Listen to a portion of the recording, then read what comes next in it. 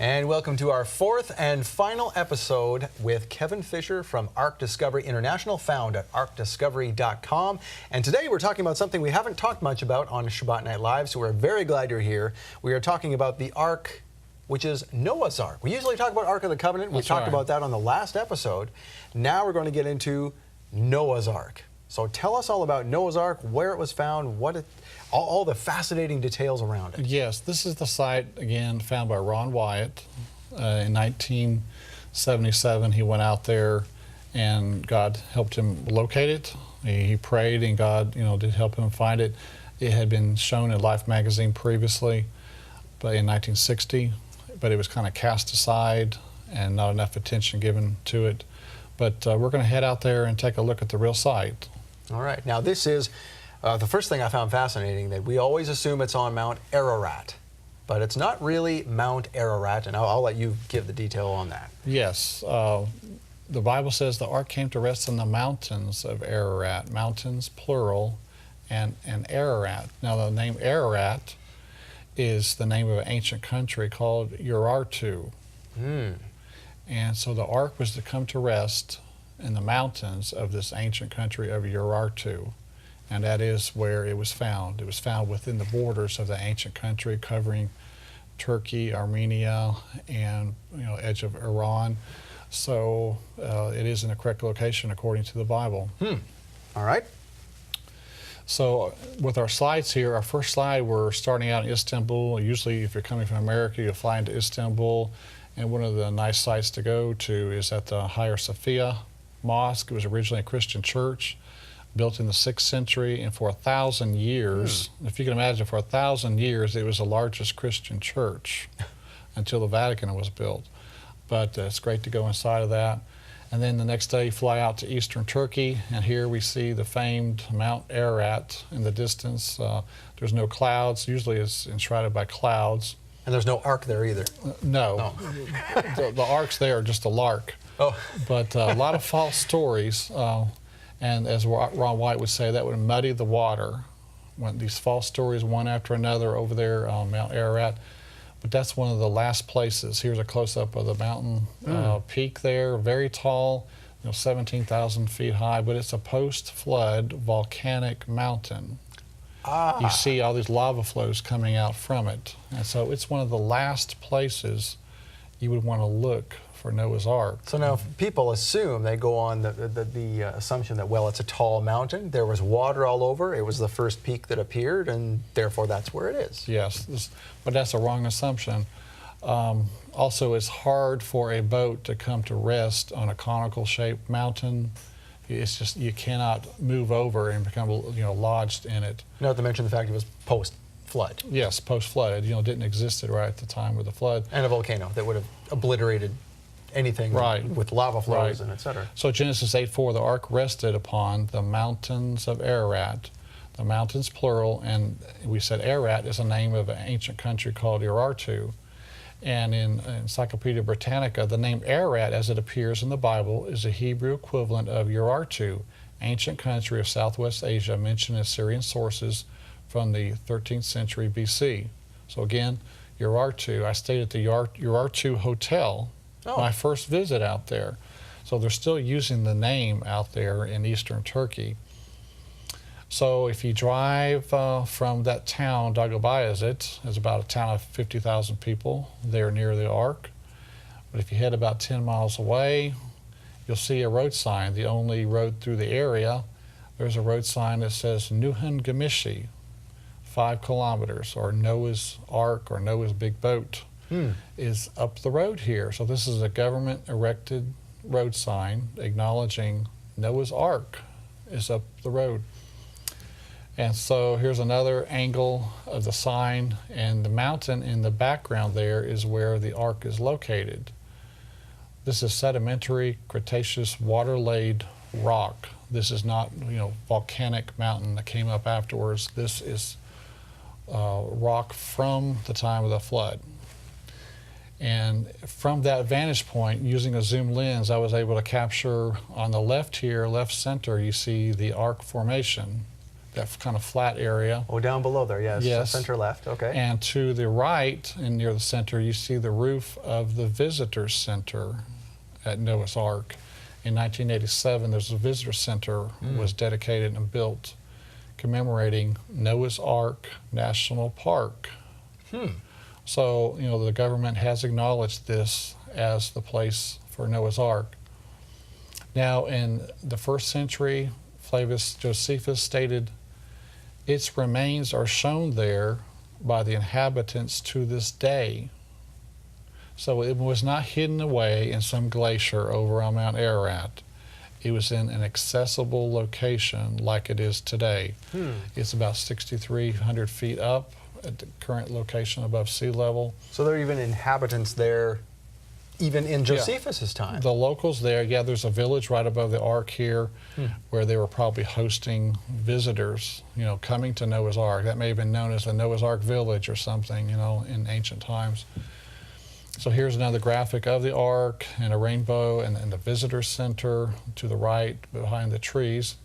But Ron's first visit out there in 1977, they had 3 days in the area. He had a 2-week vacation from his work to travel out there, 5.5 days traveling. And 5.5 days to get back. He had 3 days in the area. And what do you do if you don't, he didn't really know where it was located.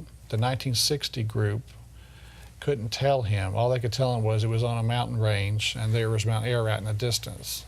But that's still a needle in a haystack. And you've only got 3 days.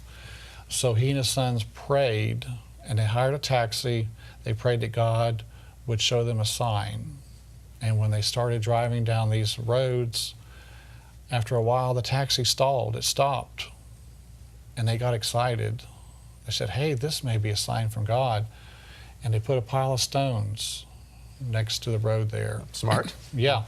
And then the taxi started, and they got back in. So 3 times that day, the taxi stopped, and they put a pile of stones there. The next day, they went back to these piles of stones and walked directly out from them. And what they found was Noah's Ark, sea anchors that hung from the Ark, and the remains of an ancient structure connected to Noah, perhaps his house or something. So they took this taxi, not knowing where they were going, and just said, drive us around, we're trying to find something. That's right. So, but it worked. I mean, It did. God was in control. I mean, he's in control. God was not the co-pilot that day. He was the pilot. He was the pilot. So today, this is the visitor center. When you come up to the visitor center, they have displays inside where you can see the various pieces of information or artifacts or evidence that's been uncovered over the years at the Ark site. No one has ever been issued a permit to excavate this. Now, that's not any of our fault. The government just has never approved an excavation permit. So far, there's just been surface inspection done and a little bit of, well, there's a core drill done that we'll talk about later, but no formal excavation. And then there's a visitor center guest book where people are signing in from all different nations, and people are writing, writing, you know, exciting comments about. So in Japan, we see Holland, Poland. People come from all over the world to this place. Yeah, when you're down there, we spent days down there at the Ark site, and you'll see tourists coming in vans, tour groups, and one after another, tour group coming there and looking down upon the Ark. So people are coming there, on a regular basis from all over the world to see the Ark site. And when I went there the first time in 2000, I had a newspaper article from the Knoxville newspaper that had the image of the Ark and had the visitor center curator there, Hassan Ozer. He was in the photo, so I got a copy of that newspaper. I had it laminated, and I took it there to Hassan there in the visitor center and gave it to him. He was very appreciative of it. But when you pull up the visitor center, again, you see the boat-shaped formation in the background, and you see the Nuhun Gamishi sign, Noah's big boat or Noah's Ark, pointing right to it in this sign. And here is a view from the rear or from the stern, and you could see on the right some rib timbers, a little bit lighter color, large boat shapes are built with ribs as a superstructure. So do we know now, when you go up to those, as I assume you did, and are they, I mean, it looks like dirt from here. It just looks like maybe it's dirt.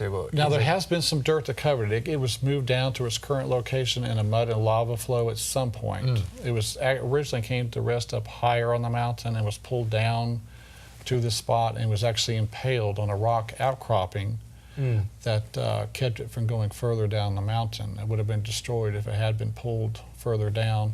So there was some mud and lava on it originally.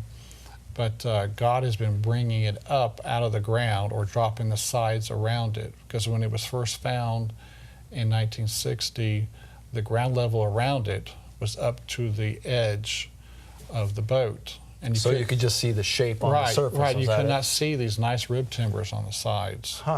So since then, God has been dropping the sides and has been revealing it more and more so we can investigate it better by having the sides exposed and so forth. So God, has been watching over it. And this next photo, you see more of a close-up of those rib timbers on the sides. They are vertical rib timbers in a regular order or sequence, and they're vertical. And of course, you have a flow of water coming down the mountain, and these are perpendicular to the flow of water coming down the mountain. The water coming down the mountain is not creating these. These are vertical. So this is not just something that's been carved out by nature. And again, an excavation has never been done, so we don't have any evidence that this is, or do we, that these are petrified wood on the sides there? Petrified wood has been found inside of it. It's been tested and so forth. So we know this is a wooden structure. And then we'll get in a little bit later about the metal that's been found inside of it, which is very exciting. Now here is the right or starboard side, and we're looking up toward the bow or the front of the ark in the distance. You can see the point or front bow of the ark. And on the right side here, we see the starboard side where the rib timbers are sticking up above the ground here. And this is a similar shot, but now we're standing just inside the ark. And again, in the distance, you can see the bow where some folks are standing on the bow, and they're looking down the length of the ark. And here's a similar one where you can see the bow sticking up, and this rock intrusion right in front of us where it impaled the ark and it kept it from sliding further down the mountain. Now here's another view from the stern, from the back. You can see the symmetrical shape. The center of it is rounded, and then the sides have fallen out. It's wider as stated in the Bible, but as we'll see shortly here, it's the exact length as stated in the Bible. Now, what do you say to some folks who say, well, there are similar outcroppings like this around the world, and they show, see, here's other ones. What's the difference there? Because this has man-made metal in it that we'll talk about. That's the difference. Yes. This has the petrified wood. It's the exact length as stated in the Bible, and it has the man-made metal in it. So there are all these signs pointing to it, as being the real site. This is another image of the curved deck. In the center here, it's symmetrical with the sides splayed outwards. Here's another graphic of it showing the front, the rear, the rib timbers on the sides. It's the exact biblical length. And the center is filled in just from years and years of things flowing around it. Some of it is mud, and some of it are the remains, the actual structure. So it's a combination of things. And in the distance here, we can see the bow. Once again, it's a symmetrical point in the top of the photo here. So we are inside the boat, facing the front. We're standing kind of in the center of the boat, looking up to the front. And the front was pointed for a reason. The ark needed to be pointed into the waves, to pierce the waves. And so speaking of which, we have a model of it here on the desk.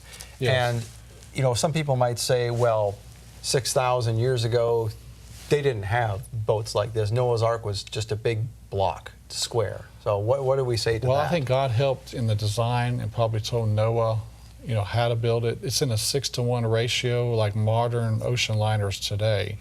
It's the length is 6 times the width. So, very well designed. But what we have here in this model is, again, the shape of it. It's got the pointed front, the rounded rear.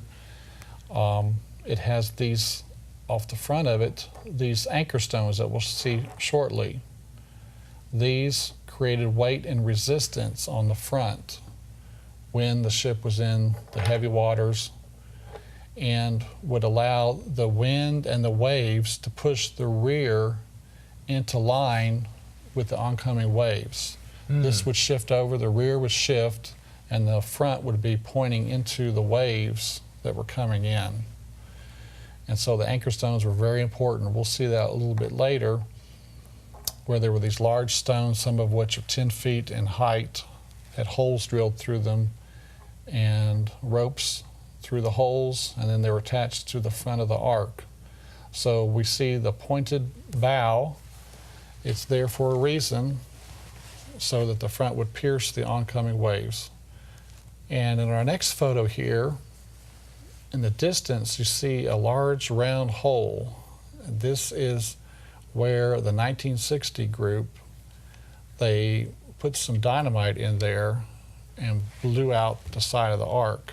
That wasn't a very gentle excavation. No, it wasn't. It wasn't exactly a core sample. Yes, no. It was instant excavation, and they believe they didn't see anything, nicely petrified, and left after that. Here's a closer shot of the hole where they blew in the side of the ark. The ground level was up to that point back in 1960, and since then it's dropped quite a bit. So have any other, well, I guess no excavations have been approved, so nothing else has been dug out of that hole. Right, out of that hole, that's true, yes. But out of that hole, I was able to climb up in there and take a picture out of it, and you can see this nice view of the valley down below. Now the valley down below at the bottom there is called the Valley of 8, or the region of 8. There were 8 people that came off the ark, and so this area here has the name for the 8 that came off the ark, the Valley of 8 or region of 8. And the stones, as you've shown me this before, I'm sure we're going to get to it, they're also indicated with markers of 8. Yes, we'll see 8 crosses on these stones, where early Christians came through and put crosses on the stones. And a lot of times 8 were on the stones for the 8 people that came from the flood. They associated these stones as being with Noah's Ark and part of the flood story. So, quite interesting. So Ron Wyatt's not the first to suspect such things, nor was the group in 1960. Right, he's kind of late actually. Yeah.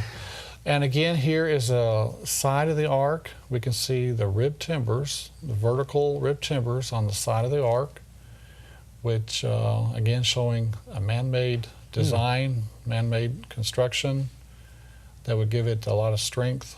These large vertical ribs, and then here's a close-up of them. Now you can see again it's in poor condition, but there's a rib on the left and a rib kind of in the center here, and a rib on the right. But you see the vertical fissures or cracks going up and down, showing where there's separation between the ribs and so forth. You can see how large they are compared to the hat there at the bottom of the picture. Yes, right. And then again, here's another photo of the rib timbers. You see the vertical fissures. Now the size of these rib timbers compared to, we look at, okay, well, we had what am I trying to say? I'm trying to say some very simple tools to build this thing. We would assume 6,000 years ago. Would that suggest that the people were a lot stronger somehow? They were stronger, yes, but then they also had metal tools. Now, National Geographic had a program a while back on Noah's Ark, and they showed them trying to make some boards for Noah's Ark, and these men in their video had wooden tools trying to make wooden boards for Noah's Ark. That's kind of hard, but we're told in Genesis 4 that Tubal-Cain was an instructor of metal workers in brass and iron. Yeah, 422, I think. Is it? Yeah. Yes, so before the flood, they were schooled or knew full well how to work metal, how to create metal. So we should expect they had metal tools. We should expect metal to be on Noah's Ark, and it was. And the people were larger than us? Yes, and we'll find out more about that. All right. Yeah. Now here's a port side. We can see the bow or front of the ark in the distance on the right side at the top of the photo. And then on the left, we see the port side where it's dropping down. It's in worse condition than the starboard side. It is more exposed, though, than the starboard side, Yes, is it not? it is, yes. Now, this is the metal rivet, as it's called, that was found in 1990 when Ron had a tour group out there. And this is what they found. You have a center rod with a washer around it. Was that what that is? Yes, and then the center rod, when it was hot, it would be struck, and it would clench or seize that round washer onto the rod. And this would be used where there are rib timbers coming together, where the timbers are joined together. They would then put the rods through there, and then these washers, or as Mr. White called these, rivets, giant rivets, holding it together. So that's not unlike the, if you've ever been to Charleston, South Carolina, they have buildings with rods going right through them because of concerns of earthquake. Okay. And they're still there to this day. They're put there many years ago. But it's the same thing. It's a rod going through the building, and there's plates on either side, and the rod goes through the plates. That's just like Noah's Ark here, yes. So it's 3.5 inches in diameter, and Mr. Wyatt had this tested at Galbraith Labs. Now, when I was there in 2000, I found 2 of these on the side of the Ark. And I also had mine tested. My tests and Ron's tests both agreed. Wow. Now, I had 2 testings done, and Ron had 1, and all 3 of the tests showed that there was the same percentage of aluminum metal and same percentage of titanium metal. Now, this particular piece I gave back to the visitor center there in Turkey. This is the remains of a washer. It has a crescent shape to it, but it's part of a round washer. Now, the right side of the artifact there is the part of the washer. Now, here is the end of a metal rod that I saw on the side of the Ark. At the round center object there in the center of the photo is the round end of a rod. And I had it tested, and this is the 3rd test that's been done as far as I know. Again, it's the same percentages, the same aluminum metal, the same titanium metal, and we have it in the display case here that shows... I believe you have a shot there of it on the screen of what we're seeing here on stage. Yes. Yeah. So it's got the aluminum metal and the titanium metal, 8% aluminum, 1.3% titanium metal. And this now, the rest of it, obviously, this doesn't add up to 100%. So what do they determine as the rest of it? I don't know. I had to tell them what to test for. Oh, I see. And it was $60 for each metal that I mentioned. So I didn't want to give them 1,000 metals to search for.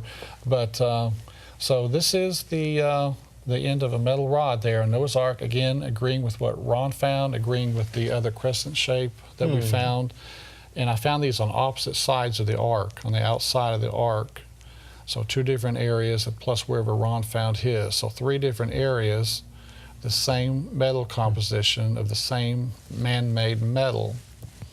So this is, you know, a man-made object. Now, presumably what is surrounding this is petrified wood, we'd have to assume at this point? There would be, yeah, when some of it may be some mud that's mixed in, where the mud kind of covered the Ark. But yes, there should be some sort of petrified wood associated with this. Okay, well, we're going to come back to this in a minute. We're going to show a nail from Noah's Ark next. For more than 20 years, Ron Wyatt spent his life and his life savings on researching and finding the real Mount Sinai, Sodom and Gomorrah, Noah's Ark, and the Ark of the Covenant. Discover the amazing truth of Ron Wyatt's discoveries in a special series from A Rude Awakening International, AD, Archaeology Discovered. special guest Kevin Fisher walks you through every discovery in detail, including his personal verification that the sites Ron Wyatt found are real. You can see the four major discoveries: the Noah's Ark, Red Sea Crossing, Mount Sinai, Sodom and Gomorrah. Those are visible things. Right now, you can order this fascinating series on DVD and Blu-ray. You'll get all 4 episodes as seen on Shabbat Night Live. It's not for us. God has a timing for this. It's not for us to force the issue, to try to bring it out. So the Israeli Authority, they know it's there. Order AD, Archaeology Discovered. Order online or by phone. Now, Kevin, in the middle of our presentation here, we broke, and now we're coming back. We are discussing metal, not only petrified wood, but metal found at the site of Noah's Ark, and that is because Tubal-Cain was a metal worker. We have evidence of that in Genesis 4. Now, what are we seeing up on the screen here? So this is a cylindrical shape of a nail found in the remains there of Noah's Ark. And I sent it off to the lab, and it also came back with aluminum metal inside of it. So again, we have the metal rivets, the metal rod, you have the metal nail, all with aluminum inside. And so again, this is interesting information. Now, on the starboard side, in this graphic here, you see a nice vertical rib timber on the port side. Again, this is it has a rather curved shape to it, sort of like the ribs we were speaking of earlier. It's a really nice example of the ribs on the port side. But Ron Wyatt had a radar, subsurface interface radar device that he could run across the side of the Ark, and he noticed that there was a chamber at this particular spot. And so he did a core drill. It's about 6 inches in diameter, but about 5 feet deep. But anyway, he drilled into that chamber and used a long rake device stuck in there, and he pulled out petrified antler, petrified animal dung, cat hair, I believe it was red human hair, and then also some type of fiber similar to fiber optic, where light would hit one end of it and it would go out the other end. Very strange. Very interesting, evidence that he pulled out of that chamber. So if an excavation can ever be done, there's going to be additional, exciting information inside the Ark, and a lot of petrified timbers inside the structure. So here's a view of the visitor center. When I was on the Ark, you can see a tour group on the right who are looking down upon the Ark. Here is a close-up of the Ark using the telephoto. Different lighting, you can see different features of the Ark. And again, you can see the rib timbers on this starboard side on the side of the Ark. And here's another view from the stern. And now, Arthur Brandenburger, a photogrammetrist, he said, "I have no doubt at all that this object is a ship. In my entire career, I've never seen an object like this in a stereo photo." This is one of the people back in 1960 that went out to the Ark site, and he believed that this, really was the Ark site because of the incredible shape of it, and being a boat, and of course finding out later that its exact length is stated in the Bible.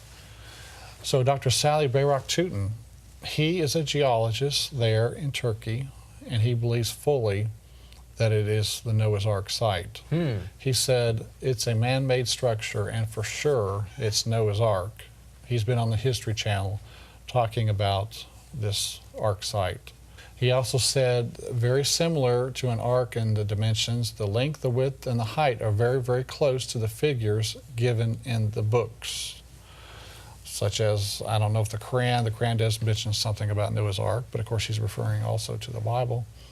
Now, that subsurface interface radar I spoke about earlier, the manufacturer, Mr. White, showed them the printout where he ran it over the top of the Ark, and he got some readings of the rib timbers inside. And the manufacturer of it stated, "This data does not represent natural geology. It's a man-made structure. The reflections are occurring way too periodic to be random natural type interfaces." So they are saying this is a man-made structure that he ran the radar device over top of. Regardless of whether you believe it is Noah's Ark, it is a boat, it's man-made, it's something. Yes. Now here's the rib timber in 1987 when they had the visitor center ceremony dedicating the site for Noah's Ark National Park. He had his radar device out, running it over top of the Ark, and he said, hey, there's something under the ground here, and the authorities said, dig it up. So he dug up this nice deck timber. It's in 3 different layers, and on the left edge of the photo here, at the end of it, is some glue oozing out. So there was glue applied between each layer, and they were combined together. You know, plywood is stronger than wood of just one single layer, and that's what we have here. The wood was applied in layers, and it was glued between each layer. And of course, it was tested and found to have a high level of organic carbon in it, consistent with petrified wood. So again, we have wood in Noah's Ark. In the center of this photo, you see some protrusions sticking up in a row. There's 4 or 5 going horizontally across. These are vertical deck support timbers. Or wait a minute, in this case, these are horizontal timbers that would have come out across the deck. We're standing on the center of the deck. These are over on the side, and they would have extended toward us, toward the center of the deck of the Ark. So these are horizontal deck support posts. They're basically, you know, broken off at this point, but you're seeing a random, or actually a systematic pattern here in a row. You've got 5 in a row here of the horizontal deck support timbers. Here is a model, computer model of what the Ark could have looked like based upon raw scans. There would have been a door here in the right front, the bottom of our picture here in the right front, and there's stairs going down, a ramp system in that area according to the scans. Here's the Ark compared to the Bounty. You can see how much larger. It's a large ship. Yes, very, very large. And Dr. Ekrem Akregul, he is a prominent archaeologist in Turkey some years back. At any rate, it is a ship, an ancient ship. It must be preserved, he said. So again, we have confirmation of the Ark site. Now here's my friend Jerry Bowen and his son Jeremy standing on the bow of the Ark with the lesser Ararat in the distance in the center of the photo, and the greater Ararat would be to our left in the clouds. But they're standing here on the bow of the Ark, the very front. And this is a picture from that spot looking downwards. You're looking down the length of the Ark with the rock intrusion on our left center there. And in the bow, you cannot see, or the stern, excuse me, the back of it in the distance there, you can't see too well in the shadows. But you're standing here on the front of the Ark looking downwards, the length of it. And here's a photo of myself standing on the Ark with the valley down below, the Valley of 8. Here's a drone shot of the Ark formation. On the kind of the right side of our picture, we see the Ark. And you can see how the sides have been skewed outwards because it's been torqued or turned on this rock intrusion on the right side of the Ark. Now that becomes obvious in that yes, shot. It's been twisted on that rock, and it caused the right side to splay outwards.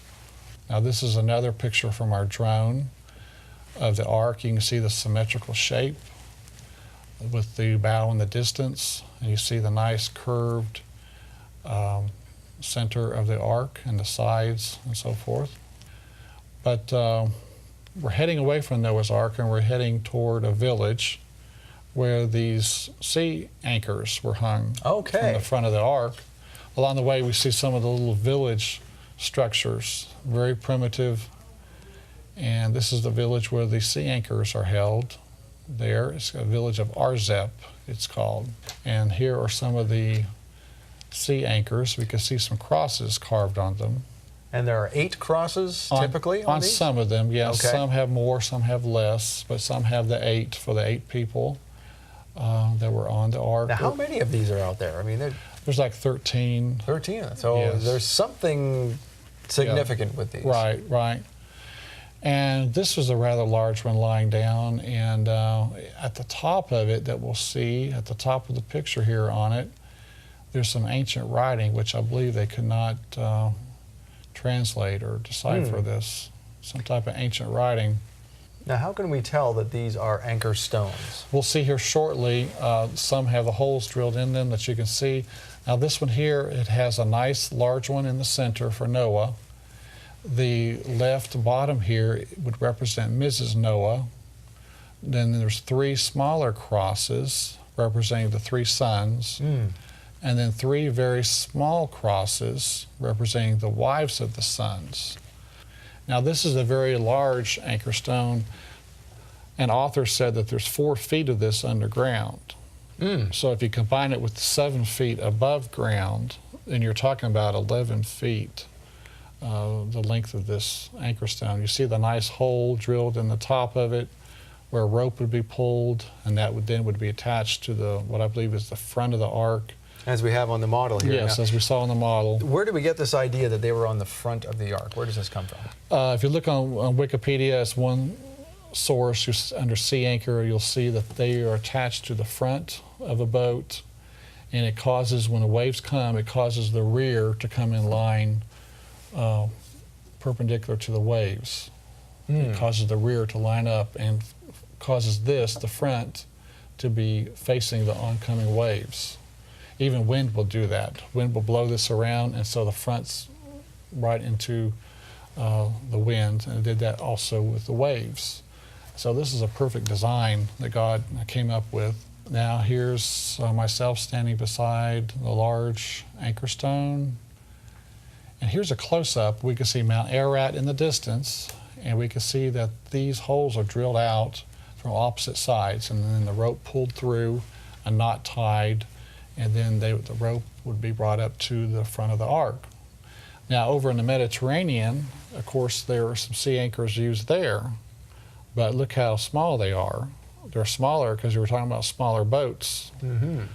So this is at Caesarea there along the Mediterranean, and you can see several different types of the sea anchors along the Mediterranean. Here's an anchor stone here with no carvings on it, but it's lying flat, and you can see the hole that's been drilled through it, where the rope would have been pulled through. But in this one, you can see an ornate anchor stone. Now, these have been found to the east and to the west of Arzep, on opposite outlying areas. This is a Byzantine-style cross anchor stone, which would date back to the 3rd century. Very ornate, very ancient style. So they have these stones all over the place, and are we assuming that all of them belong to one ship, the Noah's Ark? I would assume so, since the size of them. Yeah. You know, and the bodies of water nearest this are 75 miles away, you know, 2 different directions. So there's no local large body of water. There's another clue that this must be it. Yes, yes. So the ark was floating through this area. If you can imagine, you know, 4,000 feet of water above this, and they decided to cut these anchor stones off. They fell down to the bottom, to this area here, and then the ark floated over to the current mountain where it is today. Right. And kind of came to rest in that spot. And the current would push these stones around, I'm assuming, and before they landed. Yes. This is one on the opposite side. We saw one that would have been toward the east. Now this is the western extreme edge. It's on top of a hill. We can see Arzep in the distance, and Noah's Ark would be further that direction, you know, another 10 miles down the mountain range is where the ark is. Now this is one out in the outlying area where it was not near the village, but you can see a really nicely drilled hole in this one. There's no crosses on it. It may have been buried for a long time, and it kind of came to view later. But one has to wonder how they drilled those holes. Yeah, well, of course they had metal tools. So maybe not that impossible. Yeah. They were able to, drill them out using their metal tools, built before the flood, the tools. So again, that's, you know, evidence of them having tools. A wooden tool would not drill that out. No, impossible. Like National Geographic tried to say. So here's a nicely drilled hole. You can see how symmetrical it is. Very nicely drilled out. When we were in the village there, we went to one of the homes, and in his courtyard he had collected some nice carvings. Now this looks very ancient. It's some type of ram, it appears, with the head on the right side here. No telling how old this is. This could be 2,000 or 3,000 years old. Yeah, there's the horns etched on the side of the head. Right. Very unique. It looks like it's got a lot of weathering to it. Here's another interesting carving. There's a man on the right side here. It looks like he's lifting up some sort of battle axe or something. His left arm is stretched forward. There's a lot of history going back. This is where civilization began, at this exact spot. Yes, it is. Essentially, it is. Yeah. This was another place where the taxi stopped. It stopped running that day when Ron went out here in '77.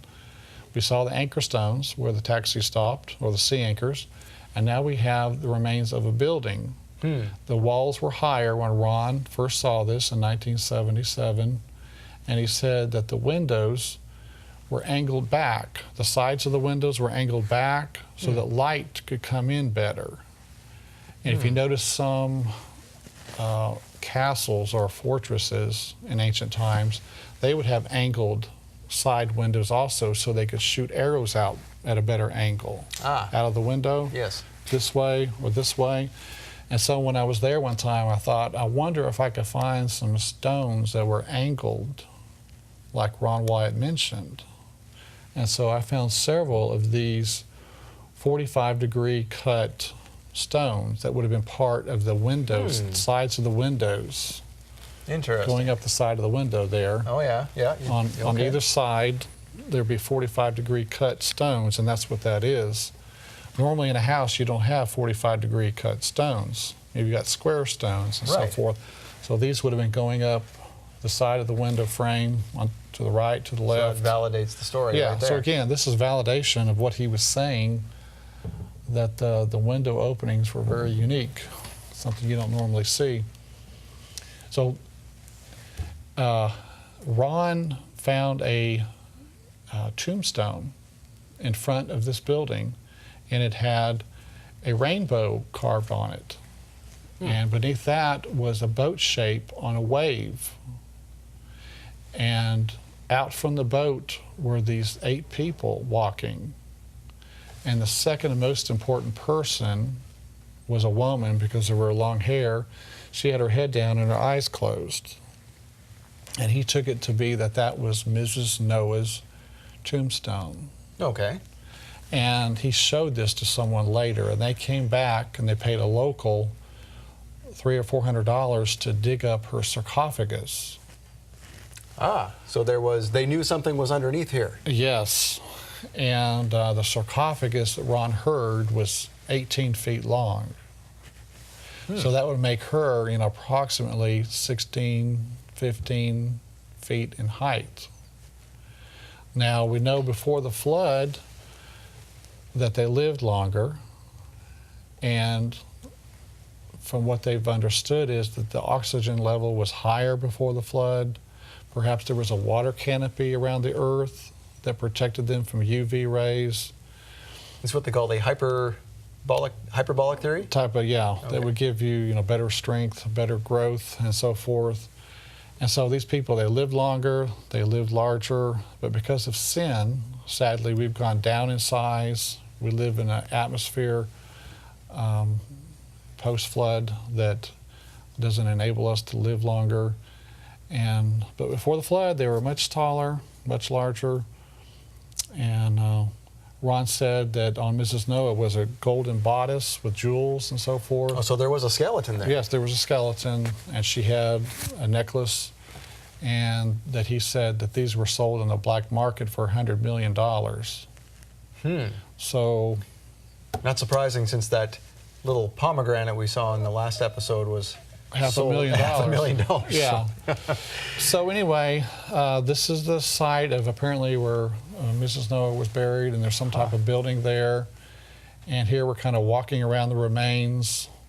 And the locals heard that some gold had been found up here, so they came up to this building and systematically destroyed it, looking for gold. So the building is no more, just the stones there.